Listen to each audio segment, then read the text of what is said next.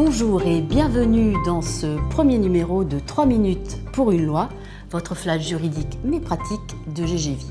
En 180 secondes, je vais tenter de synthétiser l'essentiel à retenir de la loi Pacte. Pacte veut dire le plan d'action pour la croissance et la transformation des entreprises. Ce plan, adopté par le gouvernement, fait partie du projet plus vaste de la réforme des retraites. En effet, la loi Pacte vise à encourager les Français à épargner davantage en vue de leur retraite. Comment ? Avec la création d'un nouveau produit d'assurance de retraite supplémentaire, le PER, le plan d'épargne retraite, disponible sur le marché de l'assurance depuis le 1er octobre. Alors en quoi ce PER est-il une nouveauté ? Jusqu'à présent, il existait une multitude de contrats de retraite supplémentaires. Les contrats PERP, souscrits à titre individuel, les contrats Madelin, réservés aux travailleurs non salariés, les contrats dits article 83, souscrits par l'employeur, les PE, les PERCO, tous ces produits avaient des règles de fonctionnement distinctes et n'étaient pas forcément transférables entre eux. L'idée avec le PER est de ne créer qu'une seule enveloppe avec 3 compartiments en fonction de l'origine des versements. Les versements volontaires de l'assuré, les versements issus de l'épargne salariale,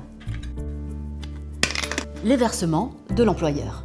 Alors en quoi le PER est-il intéressant ? Tout d'abord, les versements volontaires de l'assuré seront déductibles au titre de l'impôt sur le revenu. Bien entendu, dans une certaine limite. Et en contrepartie, les sommes versées seront imposables.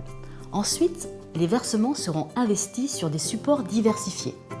Unités de compte, fonds euros, et sauf choix contraire de l'assuré, la gestion sera pilotée par l'assureur en fonction du profil de l'investisseur.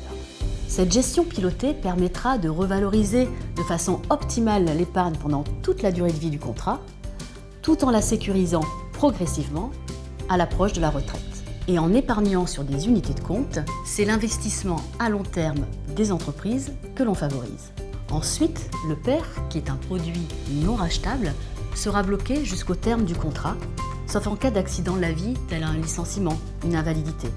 Mais également en cas de projet plus heureux, puisque l'achat de la résidence principale permettra de débloquer l'épargne sous forme de capital. Au jour de votre départ en retraite, votre épargne sera versée soit sous forme de capital, soit sous forme de rente, soit par combinaison capital-rente en fonction de vos besoins et de vos choix.